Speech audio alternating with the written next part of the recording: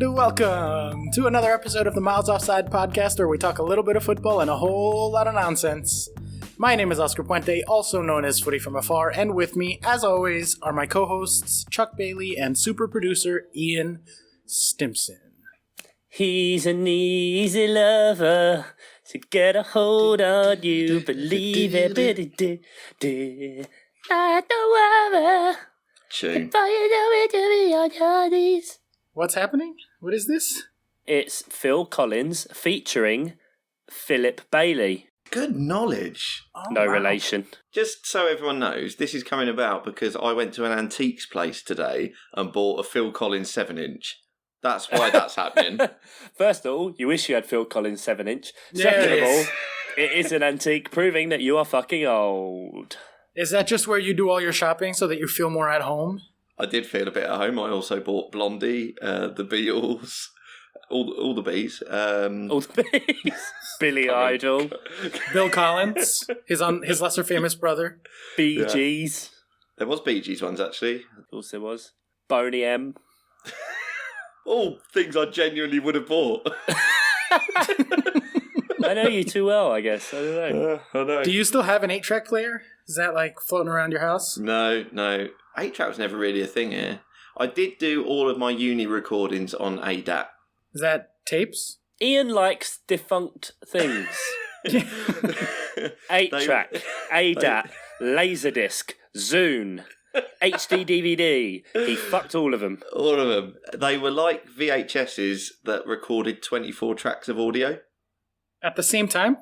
Yeah. Cool. All right. Well, thank you for joining us on audio recording media formats. Welcome to Trip Down Memory Lane. Next week on NPR, we take a look at the 9 different ways to cook a steak, according to Japanese chefs. Vocal fry. All right, let's get to it. If you are listening for the first time, thank you for joining us. We are a football podcast. Yeah, we are a football podcast. Soccer, if you're from the States like myself. So shay if you fancy. Sure.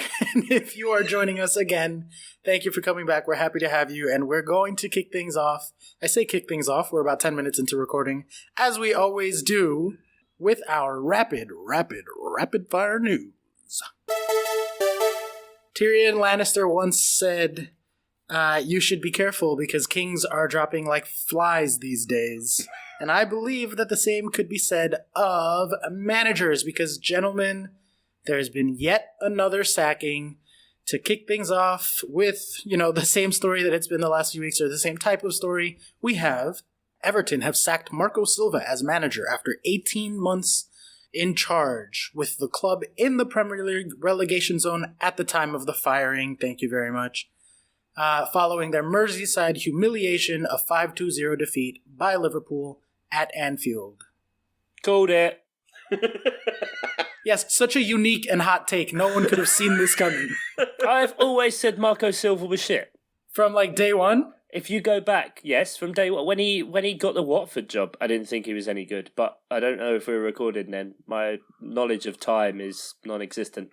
But no, about 7 episodes ago, when we did the net spend thing, trademark, back of the net spend, I said about how crap he was and how he wasn't better than Allardyce. And lo and behold, gone. Dunzo. Bye-bye. Yeah, only to be replaced by yet another player, superstar, bring on the good times, let the party roll manager in someone I've never heard of, but I don't know much about Everton's storied history, no doubt. Duncan something? Oh, you don't know about Big Dunk Ferguson? No, tell me about Big Dunk. Big Dunk. Is he related to Sir Alex of Ferguson? No, but Scottish, so, close. Maybe related. Does Oscar know that Peterborough's manager is Alex Ferguson's son? Is he really? Are you fucking kidding me? Does Chuck know that Peterborough's manager is Alex Ferguson's son? Darren Ferguson, it's his 3rd time at Peterborough. Oh. He can't quit you. He just can't quit you. Is that because it's a northern club, so it is kind of near and dear to his heart? Okay, fuck you, carry on. Wait, that's really impressive. We're coming back, Chuck. I'll give you a second to talk, but we need to talk about this. So, the one and only offspring of, is he the only? He might be, I don't know, Sir Alex of House Ferguson is the manager of Peterborough. Is he good? Does he look like his dad? Does the dad show up to the matches? What's the deal? You gotta tell us more. So many questions. Is he good? He's occasionally good. Does he look like his dad? Yeah, a little bit. And Bright red nose. Yeah, exactly. And does Alex Ferguson show up to Peterborough matches? Yeah, occasionally.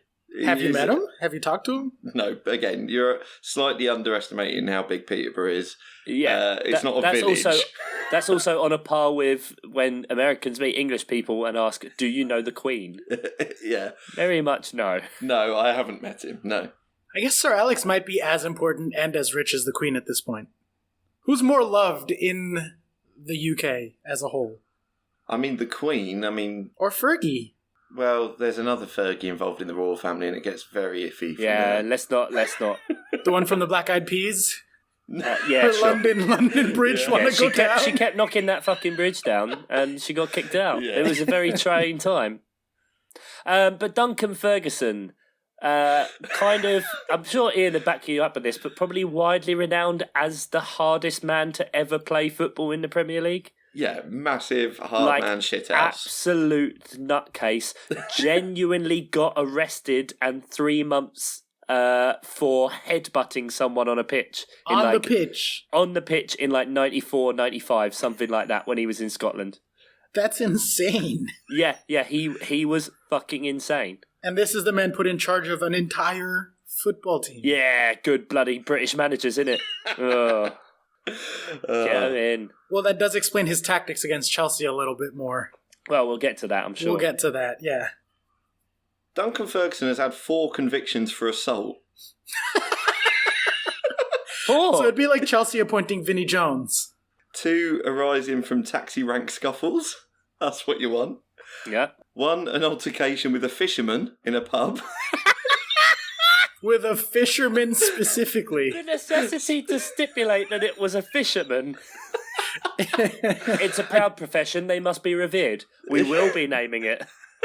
That sounds like you made a random British headline generator. Like, you know, we talked about the Florida one? It does. Soccer player gets in fight with local fishermen, both arrested. And the most infamous, his on-field headbutt on Wraith Rovers defender John McStay in 1994 when playing for Rangers, which resulted in a conviction for an on-the-field incident. Good work, Chuck. There you go. He received a 3-month jail term for that. Yeah.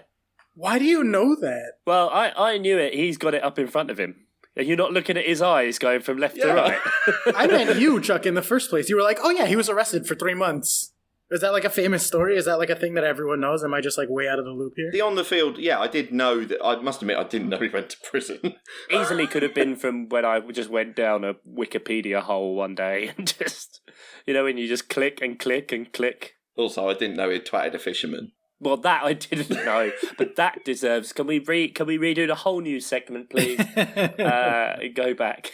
Well, speaking of one hard old school manager to another, Watford have appointed a successor to Quique Sanchez Flores, and that person is the one, the only Nigel Pearson.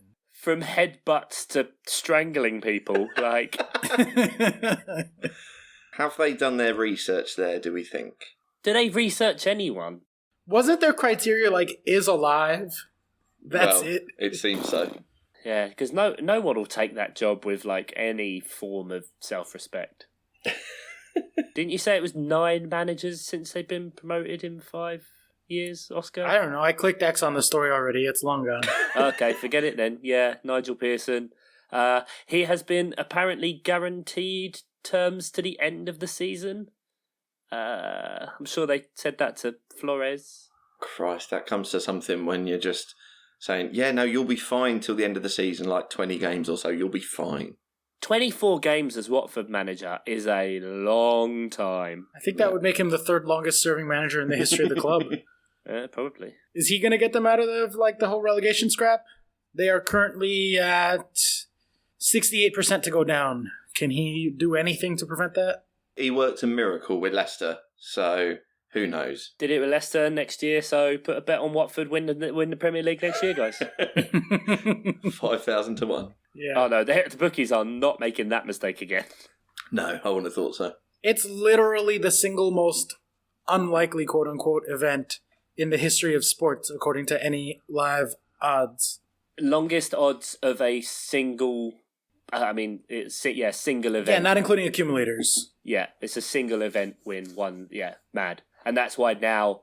I mean, that was Leicester. I think the odds that year went up to 7,500 to 1 for like whatever shit bunch of teams. Now the max you'll get is like 250, 500. Yeah, to they're 1. never getting stung on that again, are they? No. They must have lost a lot of money. There was a few people that put 50 quid on it. Not many, but they arranged an open top bus tour. I think it was Paddy Power, had 14 people or something like that. Really? And all those people got on like an open top bus tour around Leicester. Times 5,000. That's £250,000. Did you have to work out 50 times 5,000? It took me a while to pull up a calculator. Fuck me. You work with numbers. Many of them. That's why they get confused in my head. But like they're all just sitting there and you got to Yeah, they're just like there's too many all at once. He's so busy differentiating equations he can't do simple arithmetic. Speaking of people who differentiate equations in their head I and have to leave that bit in now. Yep. We have Lionel Messi celebrated winning a record 6th Ballon d'Or by scoring a hat-trick to move Barcelona to the top of La Liga as well as himself to the joint top of the goal-scoring table in the Spanish League, despite the fact that he did not play for the first 6 games. As in this season? This season, yeah. He missed 6 games, so gave everyone a 6-game head start, and he's still in first place before Christmas. He's pretty good, isn't he? Pretty good. 6 Ballon d'Ors, record. Deserved. Fully. I think he should have more. I think they got bored of giving it to him. They gave it to him like 4 years in a row, and then they were like, let's find someone else. Luka Modric, yeah, there you go. And everyone's like, okay, all right, it was a bit weird. Let's go back. Maybe Just Messi. Ronaldo a couple of times there was like somewhat deserved, I guess. He continues to have elite, like world elite numbers well into his 30s, and it defies all logic. He's been the best player in the world statistically for about a decade now. He's 32 or 33, something like that. Like, and he's still not slowing down. Like, at all slowing down. His numbers, this might be, last season, I told you guys repeatedly, was like his best statistical season ever. And this season, he's well on track for that again. And it's fucking insane. When is he going to slow down? Never. Never stopping. He's so much more likeable than Ronaldo as well. Yeah. Well, you know, there's the whole rape thing. Well, yeah, that. But just generally as well, it's just natural. It feels like natural ability with Messi. I'm not saying Ronaldo isn't naturally talented. I'm saying that, but he's not as good. I don't think he's as good, and he has to like work at his game consistently and physically. He's a specimen, but Messi's just fucking shit hot, just naturally fucking brilliant. Yeah, I think the term genius does get thrown around too easily. You know, Oscar Puente is a genius podcaster. Never Oscar Puente is a genius never. in the kitchen. You know, anytime that Oscar Puente does anything, it just flows with geniosity. Oh dear. But all of those things have only ever been said once by you now. Just now. Especially the word geniosity, which I don't think is a thing. No, but honestly, like, jokes aside, he really is an actual, like, footballing genius. He sees things that even the best players of a generation don't see happening in real time. Like, it's like he's doing calculus in his head. Yes. Like, instantly fast. It's fucking amazing, and, like, I just genuinely feel, like, honored that I was able to watch him, even a little bit. I would highly recommend the documentary Take the Ball, Pass the Ball, which I mentioned ages ago, but it is on Amazon Prime, and it is about effectively the Guardiola revolution twinned with Lionel Messi through Barcelona, and there are actual physicians working out physicists, not physicians. There's physicians as well, yeah, and magicians. Using complex formula to try and work out how he is as good as he is, and it's like insane. There's just exactly like Oscar said. It is just that his brain is completely perfectly wired to effectively see things happen before they happen. Just naturally does those things before anyone else has even computed what they have to do. Yeah, and I heard if you hook him up to an fMRI and study the brain electrical outputs and put him through a binary processor to create a one-to-one function, and graph it on an XY plane, it actually just makes a question mark. That is a long-winded math joke for all the math people in the audience. Ba-dum-tis. Yeah. From the man that had to use a calculator to work out 50 times 5,000. I've had a very, very tiring weekend. Rapid fire news. All right, let's move it on. I wanted to ask, this isn't a story, but I did pull up one from the BBC. It's a question to you guys. Premier League streaming on Amazon Prime, was the broadcaster's debut a success? Fuck yeah. We've seen the future, Chuck. It was delicious. It was really fucking good. We were out. There was about 7 of us. Patreons, James Doncaster, Raphael Brand, John O'G were there. It was great. There were 4 games on 4 different TVs. Plus we had a laptop, which, Ian's didn't work properly. So we had 2 phones with the other 2 games, and we were just bouncing between. And obviously being massive fantasy football players as well, when we were just cheering for random things, people genuinely kept coming over and asking what we were cheering for. Oh, I didn't hear that. That's awesome. Yeah, because we clearly had no particular loyalty other than to our own fantasy football teams. Yeah. And when you cheer and assist, it gets a bit silly. I think it was just James Doncaster standing on his chair going, Origi! Now, Chuck, it was a fairly timid one, weirdly, that year, but you've been in the U.S. for final day of the Premier League at the probably arguably biggest soccer bar in the country, certainly the biggest one on the East Coast. How did that compare in terms of all the screens and people cheering and the culture? Was there a culture yet? Is it still such a new thing? Well, I think it's just the difference is obviously you're used to just only having kind of one game on at once apart from the last game of the season. So I think everyone liked it a bit more. I was worried at the alarmingly high amount of Man United fans there were. I don't like that they're coming out of the woodwork again. I don't enjoy it.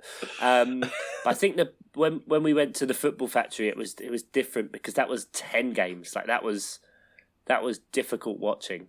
I was gonna say, I feel like I didn't actually take in any of the football. No, you got to pick one screen that's your main screen and then kind of dart around as people cheer.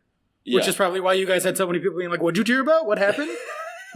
Yeah, that's true. But then I think it was the Liverpool game that wasn't on the actual TVs because it started later.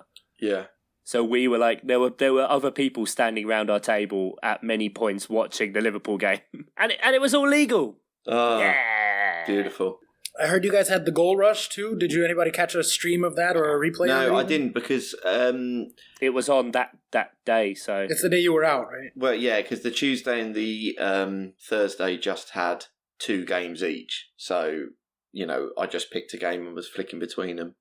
But yeah, I think Sky are going to be running scared, and I think there's no going back now. I think that's going to have to be how it is. It's a whole new world, man. We've had it since 2006, so I'm so genuinely happy for you guys because it is so fucking fun to be at a bar with people cheering. So much better. It's really interesting though because what do we think is going to happen with the Saturday no broadcasting at 3:00 rule? Because that's the main barrier.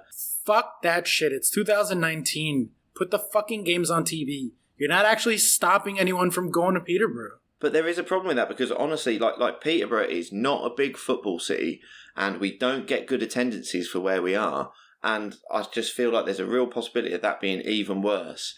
I'm sorry. I know this is blasphemy, but you guys have too many fucking soccer teams. It's ridiculous that there are 25 levels to your pyramid when your country is so fucking small. It's way too many soccer teams. I'm sorry, but 4 leagues of 20 at the fucking just the top tier, what's your footballer who is a bit handy but is not good enough for a Premier League or a whatever league team? What are they supposed to do? That just doesn't. They just go down the park? No, the idea is that any team can climb the pyramid. It's it's our national. That doesn't sport. actually happen anyway. It I'm does sorry, happen. you weren't fucking good enough to make it. Go back to being a plumber and be sad with your life like everyone else. It does happen. Leicester, right? No, AFC Wimbledon. But it does happen that teams climb the pyramid and go from local teams to eventually semi-professional or whatever. It does happen. You're going to tell me that you would rather keep the 20th level of the English pyramid than be able to watch the Premier League every weekend, all of the 10 o'clock, 3 o'clock matches? No, I'm saying that it is a conversation. It's not just this has to happen, and I loved it. I absolutely fucking loved it. But that's the problem, because there is definitely... I'm a Peterborough fan, and I can definitely foresee a time on a winter's day when I'm like, do I want to go and spend 25 quid to go and see Peterborough play, or do I want to stay in and watch Liverpool versus Man City?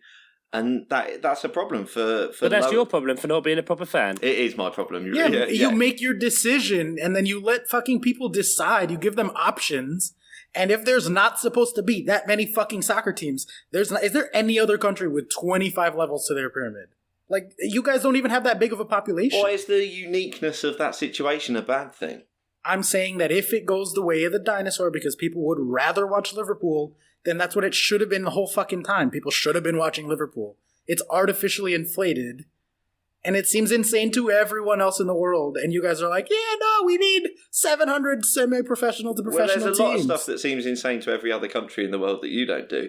But that's very true. As an American, I'm kind of calling the pot, the kettle, the black, everything's, I'm half playing devil's advocate, because I have been saying to anyone that will listen that it was fucking You're going to brilliant. tell me you're not dying for the 3 o'clock matches to be on TV now that you've tasted it, now that you've seen what it can be? There was definitely a bit of that, yeah. When's the next really round? You guys enjoyed get it. another one, right? Boxing Day. And if people use our Amazon link, they should be able to get that in time? Yeah, we Is should that mention correct? the Amazon link. So in the show notes, we will put an Amazon Prime link. You can get on there, 30-day free trial. We get a little kickback, so you're supporting us. And you can get all your Christmas presents delivered. And you can see that Boxing Day extravaganza, which, Chuck, how good is it? Many, many good. You're going to undoubtedly have a goal rush that day, so, wear your big boy pants and bring an extra pair of socks. There is a sort of Gold Rush style show. The only problem is it had Robbie Savage on it. Yeah, but I don't know if you can do this for the goal rush, but for the actual games, commentators, if they're shit, you can turn off the commentary. Yeah. And just have stadium noise, baby. Yeah. Unless you're watching Arsenal, and then it's just like you press mute. That's a nice option. I wish we had that.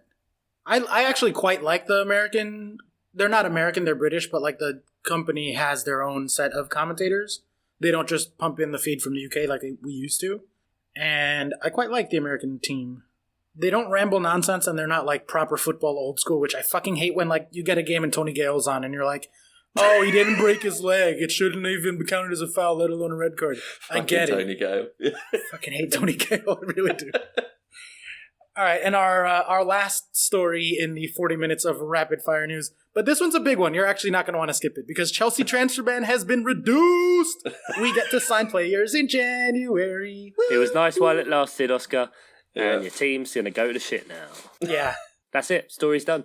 That's it. It's been done. It's lifted. We're going to sign some players in January. Chuck, congratulations on Michy Batshuayi and or Olivier Giroud going to your club. No, not Giroud. No, we don't need Giroud. Giroud's really good. You could No, do he's worse too than old. Giroud.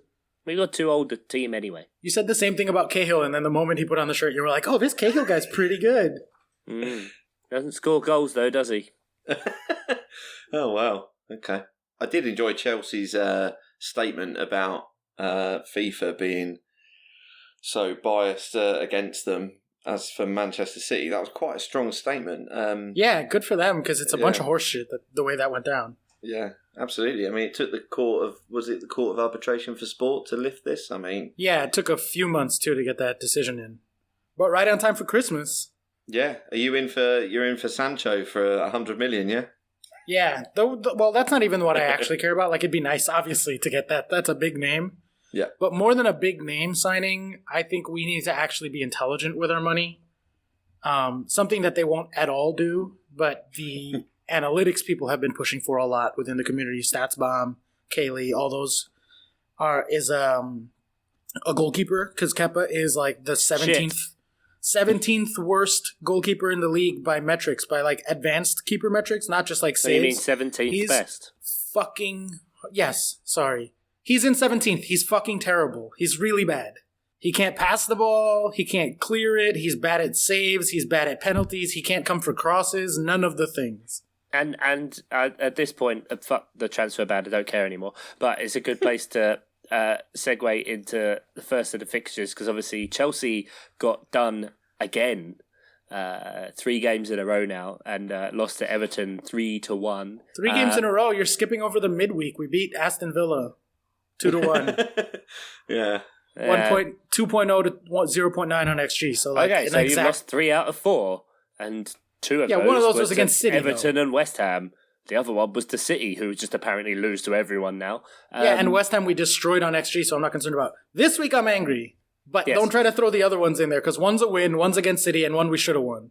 To go back to the point I was trying to make, is that in that game, when, the dogmatic nature of, no, I will play it out from the back and give it away to someone, or pass a play a wayward pass, or hit it to Kurt Zuma when he's not even looking, was just ridiculous. And his awareness, Keeper the keeper, sorry, is just awful and shit. And I've not ever thought he was that great. He obviously had that penalty, the substitution thing with Sarri ages ago. Which was hilarious. That's the only good thing he's ever done. But he's just shit. Awful. Yeah, he's really bad. And then just shouts at people when he does stuff wrong. He's proper one of those goalkeepers. He just shouts at everyone else. He's Mustafi. He's Mustafi with gloves. He's our Joe Hart. It's really bad. It's really bad. And there's no way they're going to go out and buy another one because he was the most expensive ever. So, what, blah, blah, blah. But that's one of the things. The biggest area of need is a left back. We desperately need a real left back. We've been playing Aspi out there, which means that for the 4th time in his career at Chelsea, Azpilicueta is being deployed at a different position than he was under the last manager. Every manager comes in and puts him somewhere new.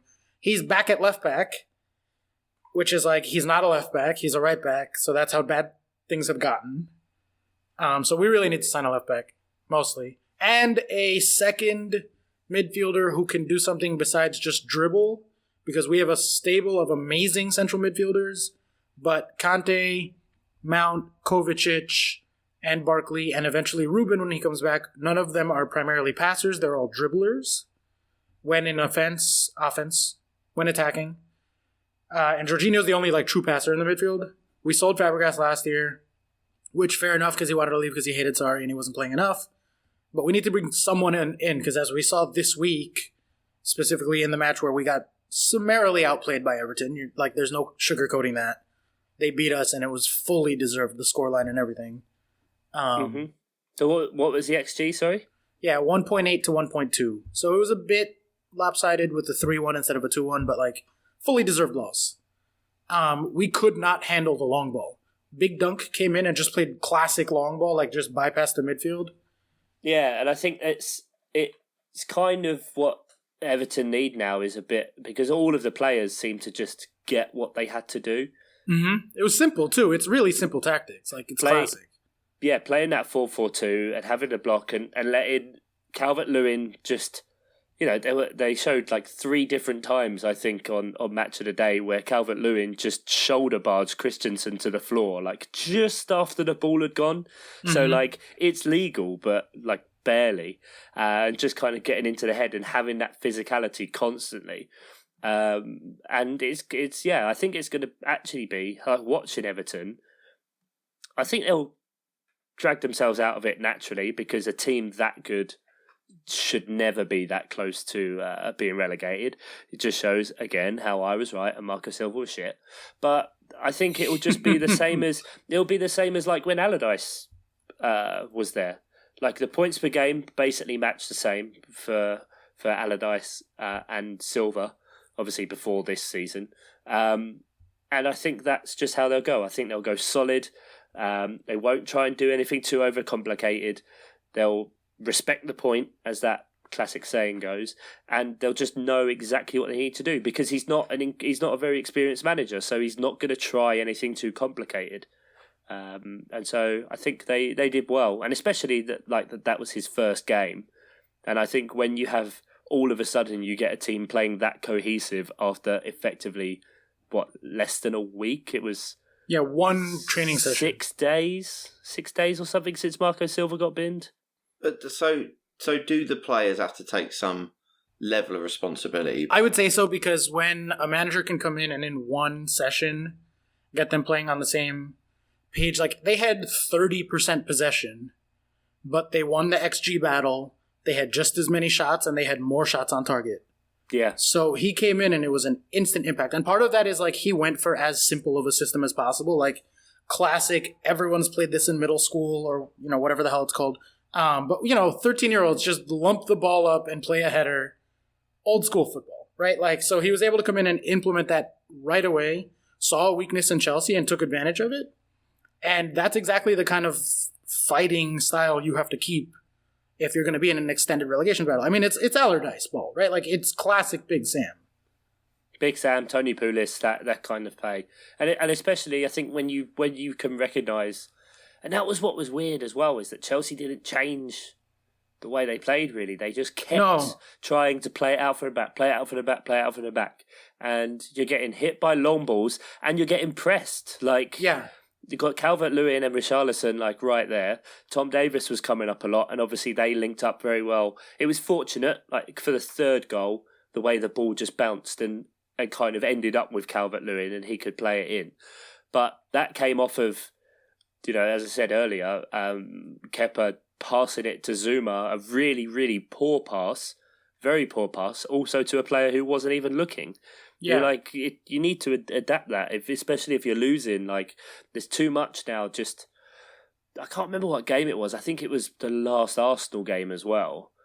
It's the 89th minute, you're losing, and you've got 6 players in your own box, and you're just playing it out from the back and trying to do slow build-up. Like, you need to fucking get up and go at that point. Like, yeah. You need something. You need to show that fight, that desire, and not be afraid just to go, you know what? This isn't working. Let's just go fucking route one, and let's try and hit them because, I don't know, daft. Yeah, I do. I definitely agree that the tactics and something needed to change because it clearly wasn't working. That's an option. I don't know that our players are particularly suited to it. The other option to me, and it was a game that was, like, to me, screaming out for Jorginho. He never even came in. And when Chelsea, like, the flip side of the possession thing is that Chelsea had 70% of possession, and they were not able to do that much with it. And it was just over and over again, like a guy, either Kovacic or Mount or Willian or Pulisic also was guilty of this, like, would get the ball, dribble to the edge of the box, try to dribble one more, try to do little passes, 1-2s, and then no shot ever came of anything. Like, they were just in the opponent's penalty area passing it around until it went out of bounds or a clearance. Or, like, whatever. And so, to me, that would have been perfect for Jorginho to hang, like, maybe 30 yards out and just conduct, like a conductor over an orchestra. And, like, see where all the lanes are, get everybody moving. Because he does direct people the way Fabregas used to. He, like, points to empty space and tells them who should be going where. And the fact that Frank didn't bring him in was a little concerning. Again, like, I know that it's, like, busy time of year and there's rotation. And maybe that speaks to the fact that we need to get someone who's a replacement for Jorginho. But I think this was a tactical decision to, like, not start him. And so it was a little annoying from Frank in that regard. But at the end of the day, I'm still not particularly worried. This was our only, like, deserved, let's say, loss over the... Not deserved because we deserve to lose the City, but you expect that. That's kind of built into the schedule. West Ham, we outplayed them, and it's just a bad day. That shit just happens sometimes. And then here we actually... Like, this was not good. And he was mad afterwards. He said as much. It was sloppy. They were like, he must have just been screaming, shoot, from the sideline the whole time. Just fucking shoot it, because that's what I was screaming. Yeah. So, that happens. But let's move on to a team that I guess, and maybe this can be part of the guiding for the conversation, I guess there's a top 4 race. Maybe, certainly people are trying to push that narrative with Tottenham destroying Burnley 5-0. Although that's after having lost on Wednesday to Manchester United, who are also themselves back in the title race, but we'll talk more about that in a little bit. But Tottenham, let's take some Tottenham stuff. What do you guys got to say here? 5-0 on Burnley, fairly deserved, 2.4 to 1.0 on XG. So, not quite 2.9 to 0.9 on Kaylee's model, but still significantly better. They done some lovely goals. Harry Kane. Pew! Kane, who might be back. Like, if Mourinho has figured out how to get the best out of Kane again, a Kane with no ankle ligaments and well past it in terms of the physicality of his career, since Mourinho has taken over, I'd looked up some stats, he's taken 11 shots in 3 matches, which comes out to 3.7 per match. Before Mourinho's entrance, he had 1 match in the combination of October and November in all competitions where he took even 3 shots. Like, he is taking shots again at an alarming rate. And they are going to go in. When he's getting shots off, he can score, because that's just talent, right? The problem before was getting the shots and finding the space. Tell you what you want about Kane. Musa Sissoko scored 2 goals in 3 games. The man is magician, doing wonders. I mean, it's they'll obviously not be too happy with the result against Man United, but Man United do gear themselves up for the big teams, and they Dele Alli called it in the post-match interview, saying that they were very arrogant, and they just didn't really take their chances in that game. But Burnley, they took their opportunity there, saw that Burnley were a bit out of sorts. Now they've lost 3 on the bounce, and just absolutely thumped them. Just everything was working, just everything they were trying. And Heung-min Son ran through the entire team. How is he faster than the Burnley players when he's got the ball than they are without the ball? He was dribbling quicker than they were running. It was insane. It was unbelievable to watch. Like, just stunning. People are talking about that as goal of the season for the entire Premier League. I think it's early to call that, and I don't necessarily know that would even be it so far. But, like, it was a fucking stunning goal. He's so good. He's so good, and he's one of those players that you wish you didn't like because he's on a team that you don't respect or, like, that you strongly dislike, Same like Marcus Rashford. Like, I wish Rashford was on a team that I could enjoy him more. And he mugs off your defence. Alonso, Jorginho scores a great goal last year as well. Yep. Not quite as straight down the middle, that one, but No, this one was just like, hey, the goal's that way. Let's just go. Let's head over there, guys. Yeah, he's got a signpost with military service one way, the goal the other way. Yeah. He just fucking canes it towards the goal. Just channeling Maradona versus England there, just being like, whoop, whoop, whoop, whoop, whoop, right up the middle. Yeah. You can't argue with that goal in that game. Yeah, it's the other one. That goal was fine. That goal, everyone holds their hands up there. The second goal, he held his hands up. So yep, that's true. That is true. Where was VAR when we needed it? Have you guys seen the documentary on him that's on HBO? He always gets a mention. How does Maradona pop up so much on this podcast? Because he's fascinating. He might be the most fascinating person in all of, like, football. Still. For his talent, for his antics. Like, I don't know. If you're in the US and you have HBO, watch that documentary on Maradona. It's really, really good. If you're anywhere else, I don't know how you find it. But, sorry, Maradona rant aside. Just to bring it back to Tottenham, because I do think that they deserve praise. Chuck, a lot of the conversation that we've been having around in the texts this weekend was about the regression to the mean and the underlying numbers, and you were asking me if I'm worried about Chelsea and the top 4 race and Leicester and all that. And I think that we've talked about teams overperforming or underperforming a lot and how they are going to at some point regress to the mean, which basically means that, like, it's not going to be that they cool off so that the numbers even out by the end of the season, as much as the fact that, like, going forward from here, their numbers will probably regress to their averages thus far.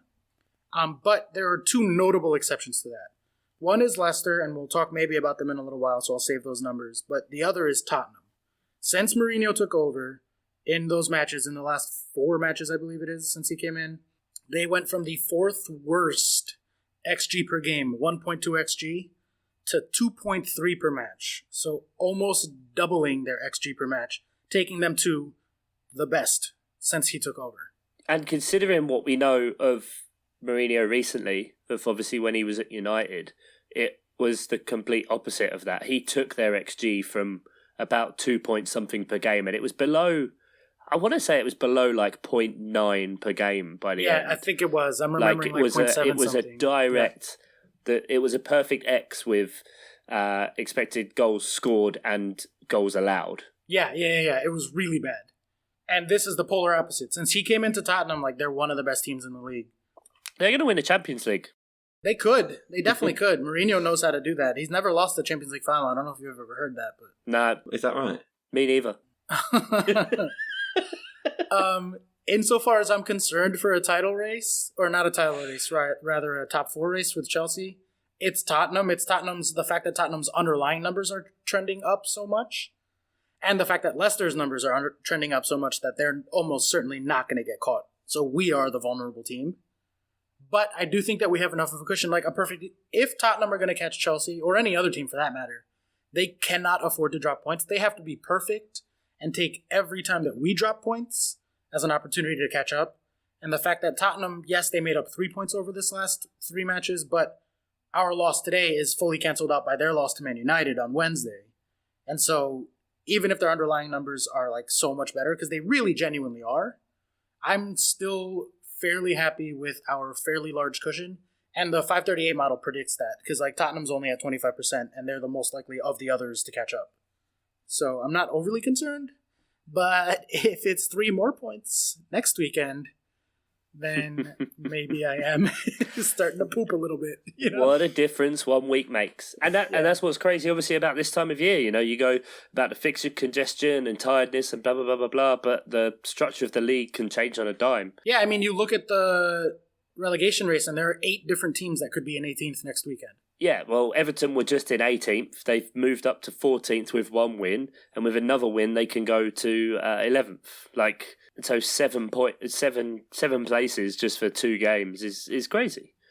And, all the teams that, you think, they've been doing really well this year, or they've been doing really badly, they're all still ended up on the same points. Yeah, West it's Ham, crazy. Absolutely shit for ages. Still 3 points behind Arsenal. Tottenham have just gone on this amazing, run and this resurgence under Jose Mourinho. Still only 4 points above Arsenal. Arsenal are only 4 points clear of the relegation zone. They play tomorrow, so they have a game in hand there. But if we look at their 538, Chuck, you'll love this. I am ready. Do you already know what I'm about to say? You might. Nope. Okay. Arsenal's probability of getting relegated is exactly the same as Crystal Palace's. They're both at 4%. Oh, don't like that. Don't like it. Don't trust it. Arsenal's probability of making top 4 is only 1% higher than Crystal Palace's. Negative. 1% to 2%. So they are almost exactly even to be relegated and to make top 4 as each other. You are basically the same as Arsenal. I don't know if that's something to be proud of or something to be sad about. Shout out to Adam P, my boy. We know what it is. Recognise. No Europe. No Europe next year means no Lacazette and no Aubameyang. Anyway, enough of that depressing shit. Oscar, talk to us about Leicester, because you mentioned, obviously, teams being amazing and the regression to the mean being scary. A mean, if you will. So, what's Leicester? What happens? Talk to numbers, football. Yeah, so Leicester are up to 88% to stay in the top 4. Love it. Which is a lock. A huge part of that is their insane cushion, because they are 14 points above 5th. 14 points above 5th, exactly. Love it. Which is absurd. But also more, interestingly, worryingly from a Chelsea perspective, fascinating in terms of they are a deadlock to make the Champions League next year. Leicester's underlying numbers in the last few weeks have gone from wildly overperforming to one of the best teams in the league. And you know what the reason is? It's Rebecca Vardy. Oh, thank God we're coming back to this. Ever since Agatha Christie, they have won every single game, and Vardy has scored in every single game. It's not Brendan Rodgers. Everyone's looking at Rodgers. It's Rebecca Vardy. Well, and more importantly, it's Rebecca Vardy. Yes. Oh, amazing. What a stat, Chuck. Oh, man, I'm almost ashamed to give my numbers, but I wrote them down on a piece of paper, so I'm going to anyway. Conspiracy theory trumps number. Yeah. Well, to back that up and in support, we have the underlying numbers, which have Leicester since the international break in first place on actual XG. They're up to 3.0 per game. I'll say that again, 3.0 XG per game from 7th place before the international break at 1.3 per game. Jeez. And they are also, since the international break, the second best on XGA, which is also insane. Who's the first best? Hold on, give me a sec. I'll just... Well, while you're looking for those numbers, I should probably take some level of credit because a few podcasts ago I said, at what point do we have to think that Leicester are the title challengers? You did. And not Man Chip City. him, don't say that as an aside, mate. Get that fucking in No, there. I'm leaving it in the edit while he looks at these numbers. Don't worry about that. This is just me fucking bragging with my cock out. Yeah, please put it away. It's very unsettling. Oh, shit. Sorry. Why is it that shape? Ugh. It's the colour that's more alarming. Mauve. That would be Manchester City, Chuck. Manchester City have the best defense on underlying numbers since the international break. Isn't that fucking hilarious? That makes no sense. I know. They've only allowed 3.2 in 4 matches. What? Total. 3.2 total XGA. That makes no sense. I'm sorry to tell you, it is the truth. They've conceded like 6 goals in that time. 8, yep, 6 goals, twice as many. And let's transition there to Manchester City. Manchester City, who are not having a good week. They lost 2-1 in the Manchester Derby and summarily beaten on the... Oh, wait, no. That's not right. They won the XG battle. 2.1 to 0.8. And they lost 2-1. Who? Man City? Man City lost the XG battle, yeah. So they continue to have terrible luck. And in the match before that... They beat Manchester Burnley. City beat Burnley. Yes, so last week was the one where they had really terrible luck. Which is not saying anything. It's Burnley, guys. Burnley. Defensively tight Burnley, who conceded 11 goals in 3 games. As of today, Manchester City are down to 12%. I mean, the fact that they're still For the in double title digits race. about it does show, like, how good their squad is and should be, where they are 14 points behind. Like, Yeah. no, I'm the biggest lover of, like, Liverpool fucking up and wanting to see it, but even I'm like, there is no chance of it happening. And that's not even me trying to tempt fate so that it happens. It kind of is, a little bit. But they just... Liverpool are not going to lose 5 games between now and the end of the season. Like, Certainly not while it happens that City don't lose any. Yeah. Like, that's just so unlikely. Although, if you are or have been considering a bet on Leicester, please put your money back in your pocket because 538 only has them at 3%. 3%. I presume I can still get 5,000 to 1 on them, yeah? yeah, Leicester, they're only 14 to 1. That's a losing bet, though, at 3% actual Yeah, probability. I don't fancy it at 14s. No, I mean, if you want, you can go for Watford at 4,500 to 1. Okay. That's like printing Less money in it. than 0.1% to win the title. All right, so there's 2 kind of storylines here. There's Manchester United beating Tottenham and then Manchester City in a row. And the resurgence of bench king Marcus Rashford, who has gone for 21 points on my bench in the last 2 games. Oof. Harsh. And, just the general Man United attack has woken up, as I've mentioned, we've been talking about it the last few weeks. Any words on Man United putting themselves potentially back in the top 4 conversation? Up to 15% now, the second highest of the trailing pack. They are a counter-attacking team again, a lot more. And so when they play teams like City, teams like Tottenham, who, especially Tottenham at the minute, because they know they can't defend, so they have to attack, and City, who are just going to throw everything at you, like no matter what, who you are, what the situation. Or Chelsea on the first day, which we do the same thing but are not as good. Yes, exactly. And you don't press and you play sloppy passes, like you're just going to get done by them. That's a simple fact. Like if they, and Oscar, especially, you've said this before, like you had Martial and Rashford together and now you add in Daniel James, who in terms of actual production hasn't got much this season. I think he's only got a couple of goals, couple of assists. Like Martial and Rashford are miles ahead of him. But you have that pace, and especially Martial and Rashford aren't slow, and they're just incredibly dangerous, and they can hurt, and that's what happened with City. And it was a lot of watching the highlights. Like it was on paper, you look at that squad and think there's no problems, there's no issues. And I was messaging you, Oscar, about it, and because I wasn't watching the game, I just saw what the team sheet was, and you were like, no, they're losing it in midfield. It's like, but their midfield is De Bruyne, Silva, and Rodri. Like, that makes no sense. But then watching the highlights back, they just were not pressing. They weren't playing like City, and they weren't playing like City even like Pep City, because last season there were so many times where you'd pause the game and check the highlights, and you could draw effectively like a perfect rondo drill of what was going on, where the player with the ball is, and where they had 4, 5, 6 outlets instantly perfectly positioned. This one, they're just not doing that. They're not bunching up and coming together, and they're just trying to play much longer passes, and they were just all over the place, and Man United were just eating that up. Wan-Bissaka had a very good game against Raheem Sterling, obviously, because he's an amazing defender. Bastards. And they were just... Man United could have had 3, 4 first half easy if they'd just taken their chances, and City didn't really produce that much, and it's mad. Absolutely mad. As well as Man United's like counter-attacking speed and everything, like I've always thought of the hallmark of, or one of the hallmarks of a Pep team, is that transition period from defence to attack. Like they can very quickly, once they get possession, turn the ball into an attack.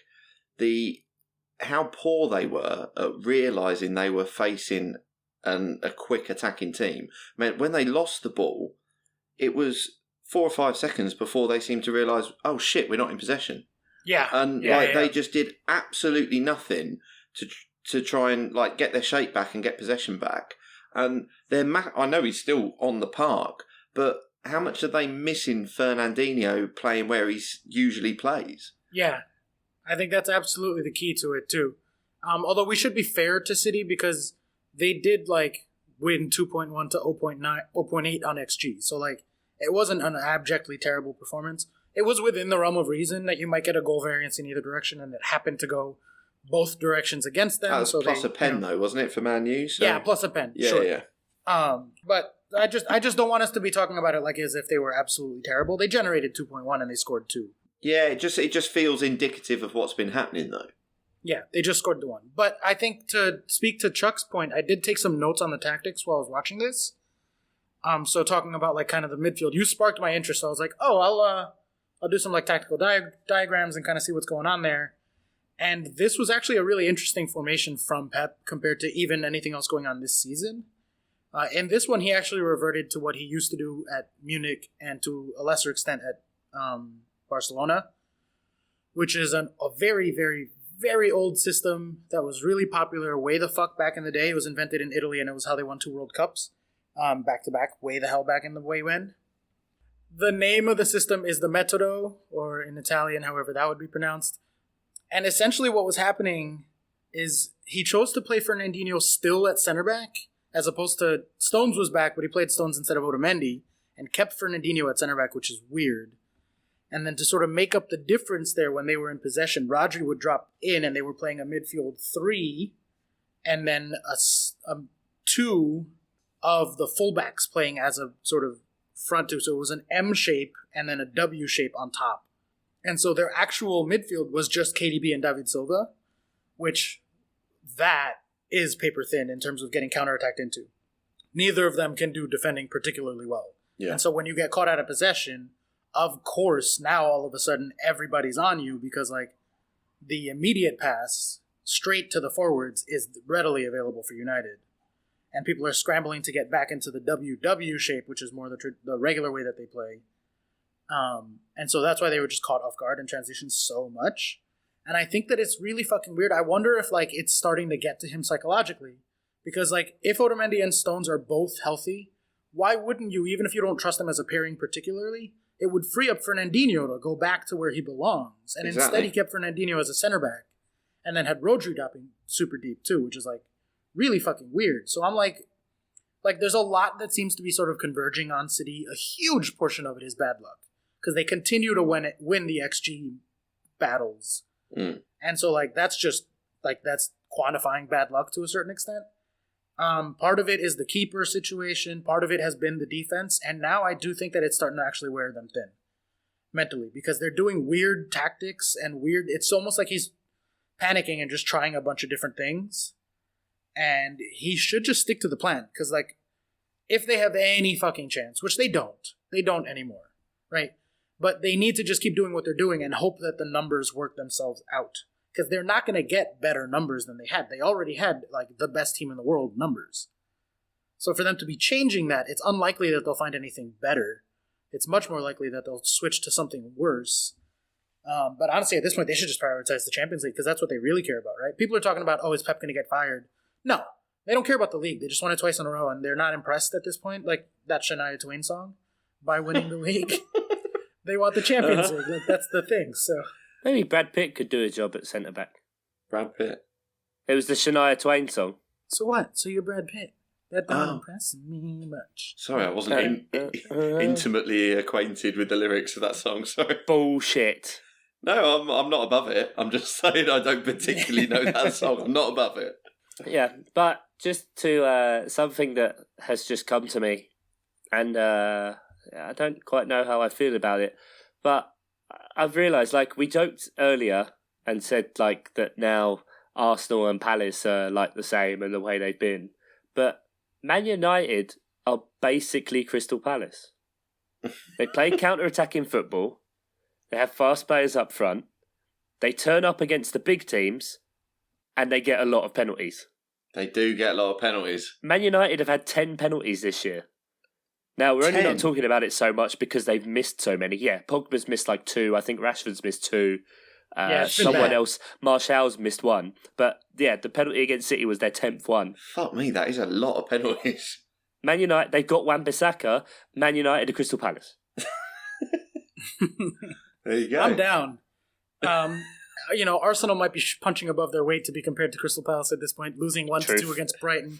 We're not actually going to spend time on this, but the Freddie Ljungberg revolution is not underway. Freddie Ljungberg is someone who needs to take a Jose Mourinho humble pill and realise that this Arsenal team needs a fucking reset, and you can't try and play this daft, weird form of football that no one knows what they're doing, no one has any direction.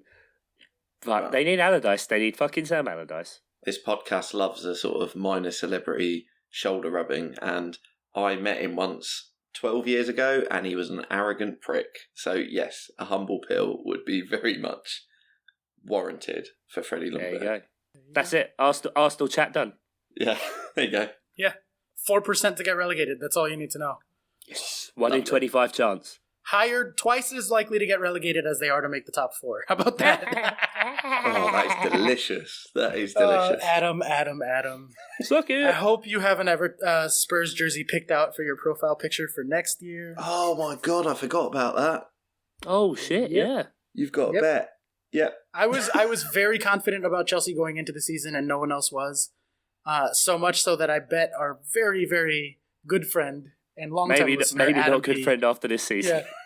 That Chelsea would finish above Arsenal, and I was so confident that whoever did it would have to wear a Spurs jersey as their profile picture for Twitter for the next entire season. Oh my word. I'm feeling very good about that bet. Sorry, Adam. I'm not. I think it's funny. Yeah, Arsenal are projected to finish 12 points behind Chelsea. Although Adam doesn't mind about an embarrassing profile pic. Have you seen his Twitter pic at the minute? He's in a Christmas onesie in front of his Christmas tree. That sounds delightful. Have some Christmas spirit. It's the middle of December. Oh no, I was fully behind it. I was just like, he clearly doesn't mind embarrassing himself. That's all I'm saying. Well, he's admittedly a listener of us. Like, he's not pretending that he's not. Oh yeah. You know? No, he lets absolutely. people know that he likes our podcast. So something clearly wrong with him. Likes a stretch. Yeah. Well, on that note, let's take a quick break and we'll come back with some listener and FPL and all that sort of stuff.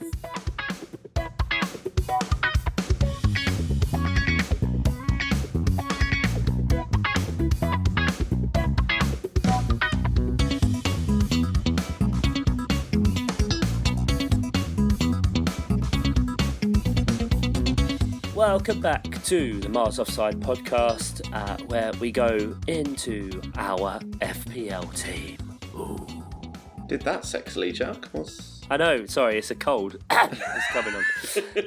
Temperature has dropped. As you all well know by now, we have our community team. Hasn't had the best week this week. 50 points, slightly above the average if it is to be believed. But yeah, only 26 of those 50 came from Jamie Vardy. So Jesus. God bless Rebecca Vardy, really. I've always said that. Have you? I don't know. Sounds like something I'd Probably. say. Probably, yeah. So big blanks kind of across the board. Pope, 0. Alexander-Arnold, Willems, Lundstrom, nada. Zaha, De Bruyne, Tammy Abraham doing nothing. And we've got Ben Chilwell coming off the bench for Sadio Mane for 2 points. God. So, that's a blank fest. That's awful. That's pretty bloody crap. So we need to make some changes. We do have 2 free transfers. Obviously, it was a bit complicated going into last week with the midweek fixture. I mean, obviously, you guys chose to roll 1 transfer, not get rid of Diop, get Willems in, which is fair enough. But if we'd have done my suggestion, I'm just saying that in 2 weeks, Tammy Abraham and Nick Pope have got 15 points combined, and Guaita and Danny Ings have got 35. Ooh. So Should have gone with you, Chuck. I mean, this week, it had been active for this week. Pope and Abraham, 2. Guaita and Ings, 18. I said that like a weird voice recognition thing there. 18. 1 and 8. I'm not going to be bitter about it, guys. I'm not going to be bitter about it. You should just pick my suggestions. Speaking of which, Ian, what do you fancy? We've got 2 frees. We've got a little bit of money in the bank. A little bit, 0.5 in the bank. Thank you, admin. I will choose to just use 1. I like having 2 in the bank where possible. So I'm just going to use 1. It's dead simple. It's going to be Tomori out. We've had him on the bench or not in the squad, I'm not even sure, for the last 2 games. So it looks like he may not be in the first team plans anymore. I'm not sure. So Tomori out, and I'm going to go Dunk in. No. What? He's on set pieces. This is like the opposite of Oscar with Pulisic, and that Oscar will campaign for getting Pulisic in and no one will do it. And I'll campaign to not get any Brighton players and we'll just end up with 3. What you've got to understand is, as a Peterborough fan, I am pure. I am, from a fantasy football point of view, I'm pure. There are no biases. From a syphilis point of view, riddled. Yeah. But that's not the point. It's all the northern incest also. A lot of diseases that way. Plague. Whatever. Sickle cell anemia. And also, I seem to have a thing at the minute of either transferring in or wanting to captain anyone whose next fixture is Crystal Palace. So let's get in, Dunk in. Right. He's so offended. Properly pissed off with me. Oscar, can you just talk for like 5 minutes while I... Yeah, sure. Thanks, so I think that maybe the biggest mistake we've made all season is bringing in a Crystal Palace player. Jesus Christ. Not how I was going to frame this Hang suggestion. on a minute. But What have thank I done? you, Ian. Perfect. Am I the Ian? Guys, am I the Ian? Thank you, Ian, for the wonderful setup. I do not think that Zaha's a good pick, so I'm just going to transfer him right back out. And of course, I have to suggest, that's not what I actually want to suggest in my heart of hearts, because we need to get Dele Alli in, but I'm going to, because I'm Sisyphus, continue to suggest Christian Pulisic, who has the 6th best XG per 90 in the league, and the 6th best expected assists per 90 in the league. He is above Salah and Mane in both of those metrics. But you can't transfer out Zaha and get Pulisic. Yes, I can, because we have a 2 for 2. Oh, okay. You sold me a dummy. Go on. Yep, I'm using both. The other half of that, it is well and truly time to get off of the Liverpool defender train, as I'm sure a lot of people were burned this week by Trent Alexander-Arnold, who also has a blank coming up very soon.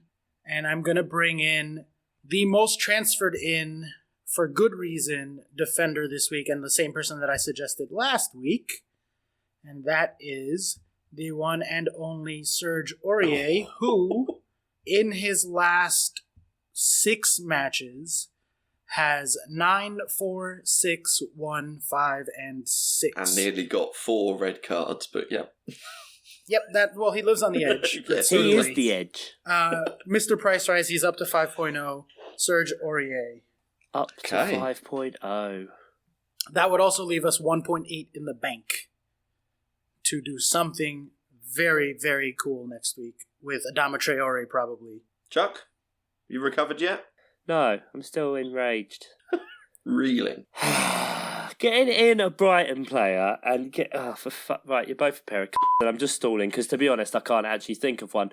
I don't know. Trent and Traore out for Richarlison and That leaves you 5 million. 5. Does it be 5? Yeah, that leaves you with 5. Martin Kelly. Fucking hell. Fair enough. The second most, I believe, transferred in defender. Let me look at that up. Fair enough. Yeah, you're certainly not the only one to be extolling his values. He's 4.2 at the minute, so yep. You know, Ian, we've gone on many times about the money being tied up in defence a bit too much. Obviously, Trent, this week was so frustrating, and I even messaged you guys the second I saw that Trent had been subbed on in the 40th minute and said this would be the week that Liverpool get a clean sheet. And it was. Like, they finally got one, and he got fuck all for it. Watford will probably score, which is shocking. Let's get Martin Kelly in. What are you on for the week, Chuck? Oh, we don't like to talk about my team. Just 71. Fucking hell. Just 71. Not bad. Ian, what are you on? 69. Nice. Sorry. I forgot about bonus points. I'm on 78, mate. Oh, don't like to talk about it. Don't like to talk about it. How many points did I have on my bench, guys? Oh, good question. 20.